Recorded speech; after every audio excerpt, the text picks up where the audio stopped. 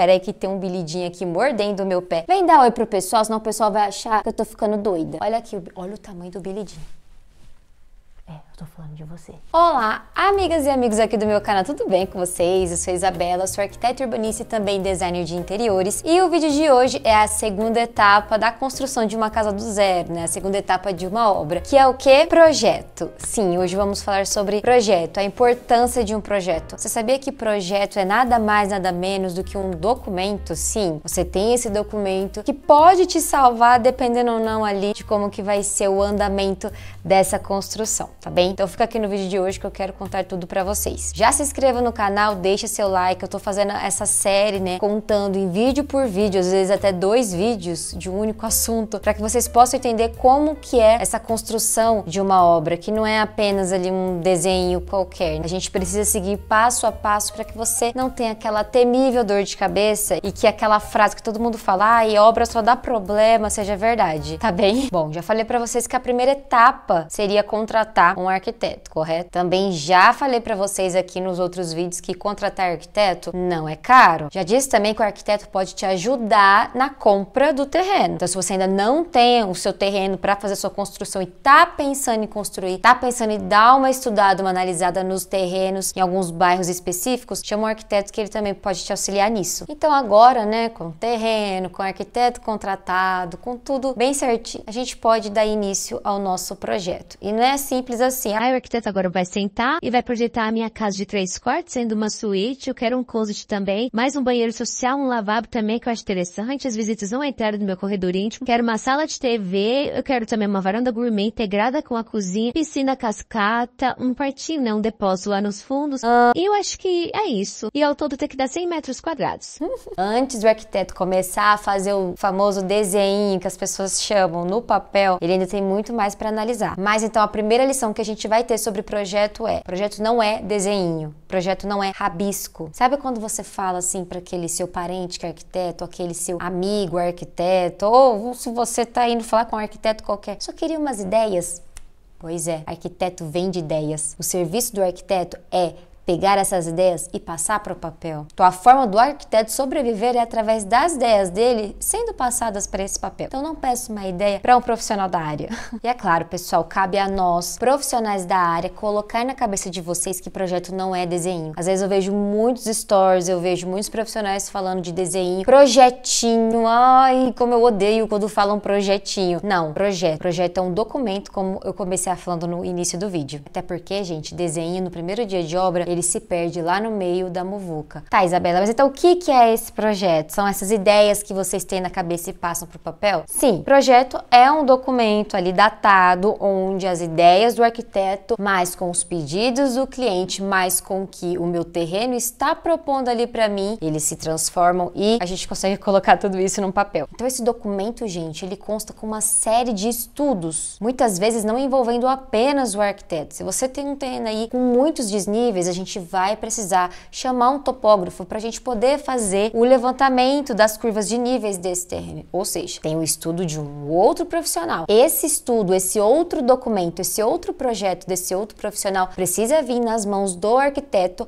para que através disso ele consiga fazer o seu projeto. Porque muitas vezes o cliente vai falar: Isa, não me importo, pode fazer muro de arrimo. O importante para mim é ter uma casa reta. Ou Isa, eu sei que eu tenho um desnível danado, eu paguei mais barato no meu projeto por isso, mas eu preciso economizar. Então não me importo de ter desníveis, degraus na minha casa. Vamos fazer a casa por níveis. Uma garagem ali embaixo, primeiro pavimento ali a gente pode colocar a social e lá em cima a gente pode colocar os dormitórios. Mas para isso a gente tem que ter esse documento, esse outro projeto desse outro profissional, para que a gente possa estudar e entender como que a gente vai desenvolver o projeto do cliente. Então, gente, o projeto do arquiteto, ele consta com diversos estudos, com desenhos técnicos, representações gráficas, especificações, detalhamentos que vão servir como um guia para essa construção. Tá, Isabela, mas então o que é um bom projeto? Às vezes eu tô ali com o meu projeto em mãos, mas não sei se o meu profissional, o meu arquiteto, meu engenheiro ali conseguiu desenvolver um bom projeto. Tá, tô vendo ali a minha planta baixa, tem um corte, umas elevações, mas isso é bom? Isso para levar a obra, os meninos vão ficar com dúvidas? Gente, que fique claro, um bom projeto não é apenas aquele projeto bonitinho que a gente pega aquele caderno lindo, maravilhoso, a gente foi folheia várias e várias folhas, que a gente consegue ver até a arvorezinha ali que vai estar. Esse projeto, ele precisa estar claro também na hora que ele for pro canteiro de obras. O pessoal que vai estar trabalhando, a gente tem que entender que, além do cliente conseguir entender o que tá nesse caderno, os meninos que estão na obra precisam entender também o que vai ter ali. Então, um bom projeto é aquele que atende às necessidades do cliente no espaço ali, né, no terreno disponível, onde a gente consegue respeitar as diretrizes do espaço, sempre que possível, né, como eu comentei com vocês, às vezes o cliente quer tudo reto, a gente tem que fazer ali muro de arriba ou não, a gente consegue trabalhar em níveis, respeitando também a questão de insolação e ventilação, independente se é um lugar frio ou se é um lugar muito quente, a gente precisa respeitar isso, principalmente em alguns ambientes, alguns cômodos. Já tem vídeo aqui explicando a carta solar para vocês, eu vou deixar por aqui. E claro, no limite da capacidade de gastos, né, o quanto que o cliente vai estar investindo. Não adianta nada o cliente falar para mim todo aquele sonho, aquela casa de 360 metros quadrados, mas na hora que ele me falar o quanto ele tá querendo investir, eu ignorar o valor que ele quer de investimento e fazer essa casa toda que ele tá falando. É muito importante, gente, que vocês abram um jogo com o seu arquiteto. Fale para ele o quanto você tá querendo investir. Eu sei que muitas vezes o pessoal não quer falar pro arquiteto o quanto quer investir, porque o arquiteto não passe um orçamento caro para ele. Ai não, se eu falar pro arquiteto que eu quero investir tantos R$1.000,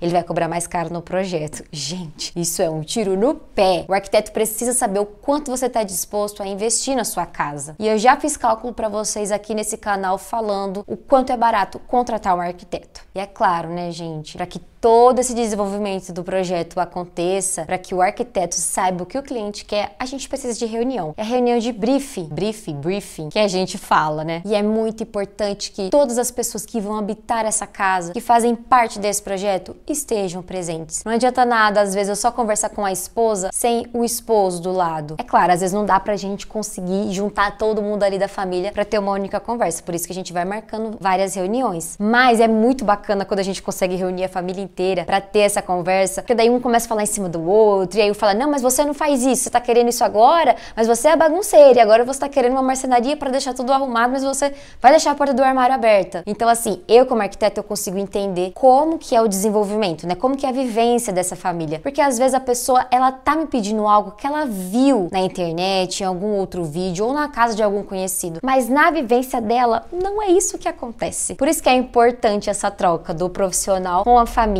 Ou se você é sozinho, né? Vamos conversar com o arquiteto. Eu já falei várias vezes pra vocês, gente. Quando a gente fecha o contrato com o arquiteto, é um casamento. Não tem como. É muito tempo ali que a gente vai passar junto. E como desenvolve esse projetar, né? Gente, o projetar já começa na hora que você contrata o seu arquiteto, né? Eu, como arquiteto, eu já consigo entender mais ou menos ali o tipo do meu cliente, se ele é um pouco mais acanhado, se ele é tagarela igual eu, como que eu vou conseguir lidar com tudo isso. Então, gente, o projeto da sua casa já começa na hora de você fechar contrato com o profissional. Conheça bem ele, vá nas redes sociais, veja como ele trabalha, veja os stories dele, como que ele é no dia a dia. Ah, ele não posta stories, às vezes eu fico devendo lá também. Vem aqui no canal, assista, procure saber, tenho referências desse profissional, porque dali já começa o seu projetar. Contando pra vocês agora como que acontece aqui no meu escritório o meu processo de projetar. Bom, essa palavrinha que eu contei pra vocês, né, o briefing.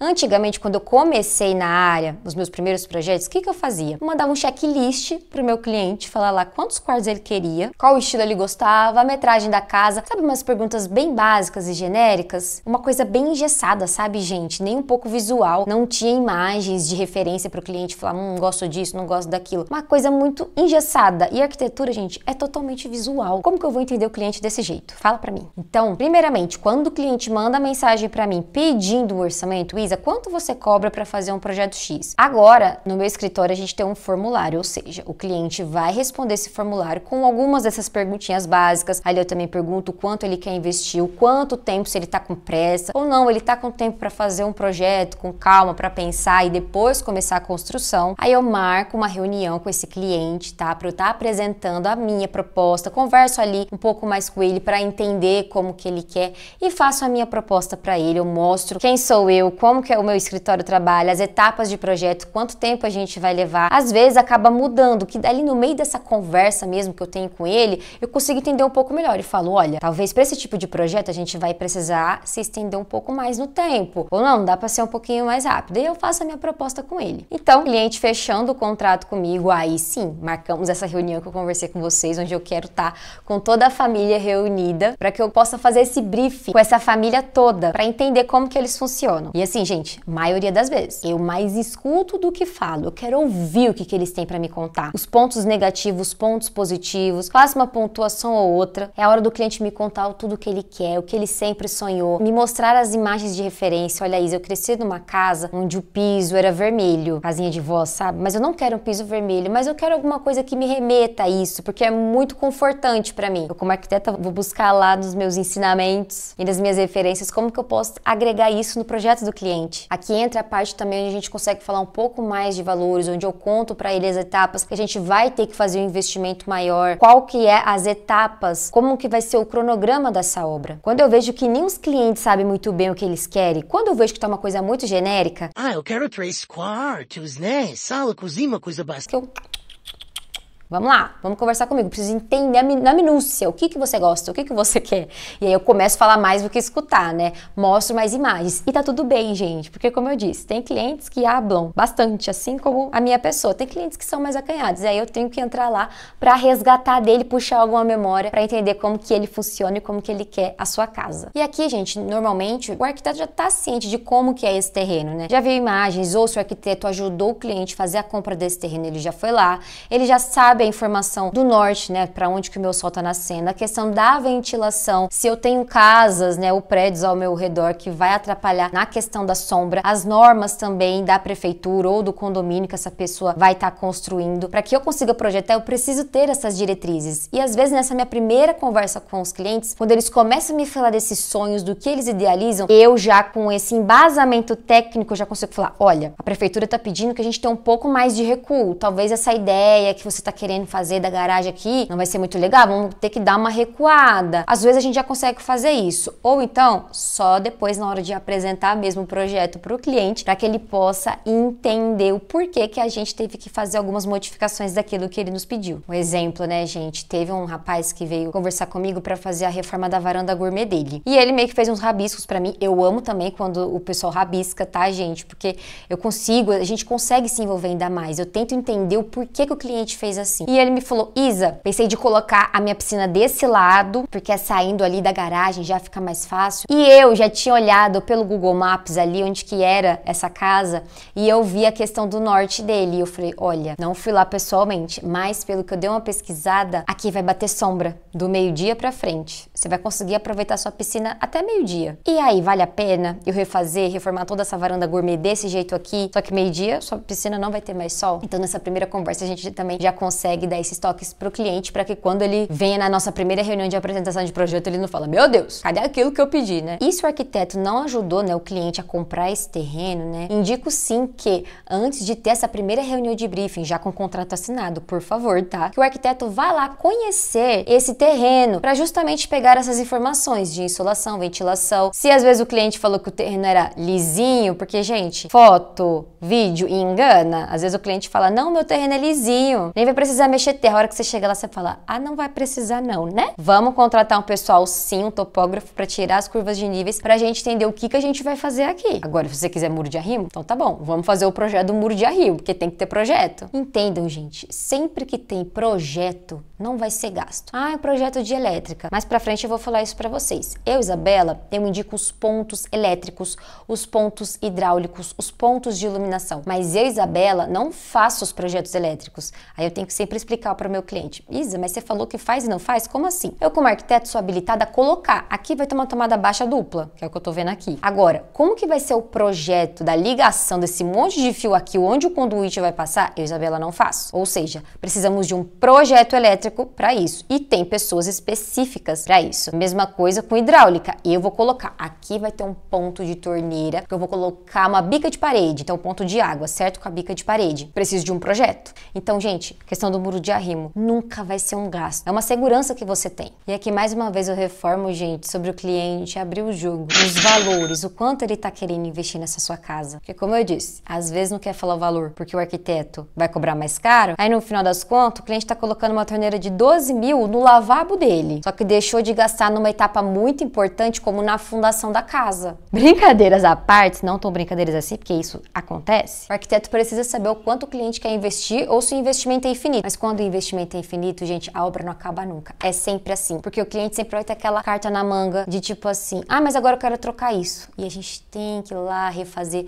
Por mais que, às vezes o cliente, como o dinheiro é assim, não tem fim, tudo bem, arquiteto, eu pago aí pra você fazer uma nova proposta pra mim. Porque, gente, não adianta nada o cliente falar pra mim assim, Isa, tenho 15 mil reais pra fazer a parte estrutural da minha casa, né? Uma das primeiras etapas ali. E aí eu, Isabela, projetar uma casa totalmente sem pilar, vãos imensos, janelas de uma parede à outra e como assim? Gente, não. É nessas horas que as minhas aulas de engenharia eu preciso entrar em jogo e que eu chamo meu marido engenheiro, né, pra me auxiliar também. Outra coisa também que eu preciso ser muito claro com vocês, eu acho que tá escurecendo, né, eu vou correr com esse vídeo, é sobre o tempo. O tempo que o cliente vai estar querendo fazer a sua obra, porque isso precisa estar no cronograma do arquiteto, de como ele vai dividir as suas etapas. Eu já falei pra vocês que projeto não é miojo, hein, que fica pronto em 3 minutos. E nem 3 semanas. O projeto leva tempo, gente. E é nessa etapa que o arquiteto já consegue se programar, caso o cronograma do cliente seja curto. Porque, gente, às vezes o cliente tá com pressa, tá com tempo curto, porque ele já tem uma equipe de obra, o arquiteto vai ter que ralar ali pra entregar mais rápido. Isso acaba sim encarecendo, não tem como. Ou muitas vezes, mesmo que assim, eu encareço o quanto eu quiser, e às vezes, gente, nem encarecendo, eu preciso falar pro cliente, olha, infelizmente não dá. É impossível, até, sei lá, se você fechar com outro profissional,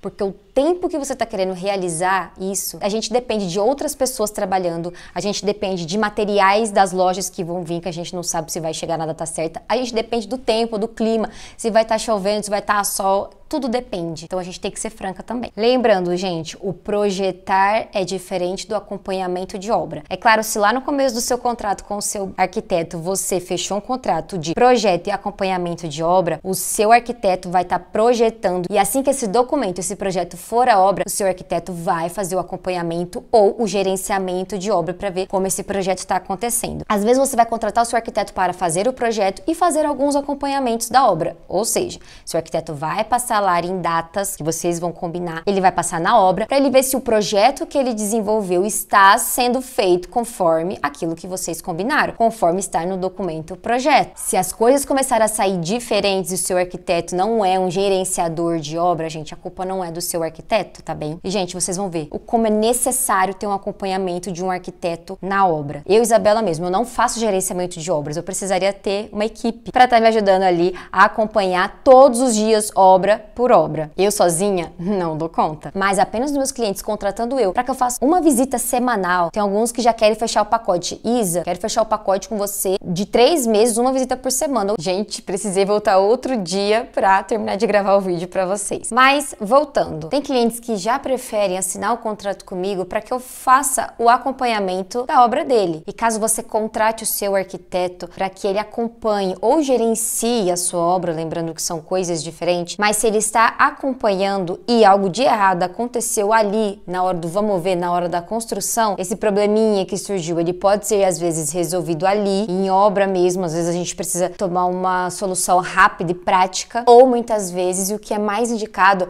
é que ele volte para a mesa de projeto para que isso seja datado. Sempre lembrando que projeto é um documento. E quando a gente tem um documento ali em mãos, datado, e quando já começa a obra a gente consegue até colocar fotos nesse documento projeto, a gente fica mais seguro para que, Deus me livre, mas que se algo acontecer no futuro, você tenha ali um documento para comprovar. E isso tanto para o cliente como para o arquiteto, tá? É importante para os dois lados. E lembrando, gente, se você fechou o contrato com o arquiteto para que ele faça o seu projeto e não tem acompanhamento, não tem gerenciamento de obras, não vá pensando que seu arquiteto vai ficar lá passando para ver como que tá. Às vezes, quando a gente tá no meio do caminho, a gente dá uma passadinha para ver o que tá acontecendo. É esquisito sim o arquiteto que não acompanha a obra, né? Claro, tudo depende, gente. Igual aqui no escritório, a gente faz muitos projetos à distância, não tem como eu tomar conta de uma obra que fica numa cidade muito longe aqui da minha. Às vezes, quando as cidades ao redor eu consigo tá indo fazer o acompanhamento, mas quando é muito longe, como estados diferentes do meu, não tem como. Então, eu faço o projeto, mas sempre tem ali um outro profissional tomando conta. Então, saibam separar o que o seu arquiteto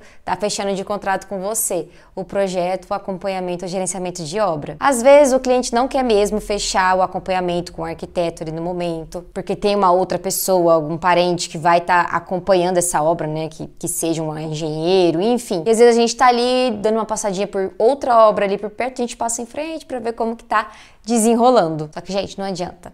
Às vezes o cliente nem quer fechar agora o acompanhamento da obra, porque não vai começar a construir agora, daqui, sei lá, 3 meses. A hora que começa, ele vem, Isa, quanto que tá seu acompanhamento de obra mesmo? Eu preciso de você aí, pelo menos uma vez na semana, dando uma passada na minha obra pra ver como que tá o andamento do projeto. E, gente, importante, como eu disse, o projeto é um documento com fotos, com imagens, com grafias. Como eu disse, às vezes pode acontecer algum BOzinho ali na obra, alguma divergência que acontece, a gente precisa resolver rápido ali na obra e isso acaba não voltando ali para a mesa do escritório. Como eu disse, seria importante e sempre é a melhor solução voltar para mesa de projeto. Mas, ó o Billy Jean mexendo aqui no tripé. Billy Jean! Ai, ele tá na cortina. Não! Ai, Jesus amado. Ele tá mordendo a minha cortina. É, tô falando com você. Você quer vir aqui dar oi? Vem aqui, seu safado, que eu tô falando. Ah, tá. Então, muitas vezes a gente resolve ali em obra mesmo. Lembrando, gente, quando eu falo em projeto, eu tô falando de todos os projetos que envolvam uma construção. Então, aqui eu estou falando do arquitetônico porque é o primeiro projeto que a gente precisa fazer. Porque através do arquitetônico é onde a gente consegue fazer o projeto estrutural. É com o arquitetônico que eu consigo fazer o projeto de designer de interiores. É com o projeto arquitetônico e designer de interiores, juntamente com esse estrutural, é que eu consigo desenvolver os projetos elétricos, hidráulicos e de iluminação. Todos esses tipos de projetos e projetos paisagísticos, projetos de marcenaria, enfim, eles precisam de um norte que é o projeto arquitetônico. E todos esses projetos são documentos. Bom, pessoal, e é isso, eu vou ficando por aqui. Esse foi a segunda etapa de uma obra. Pera aí que tem um bilidinho aqui mordendo o meu pé. Vem dar oi pro pessoal, senão o pessoal vai achar que eu tô ficando doida. Olha aqui,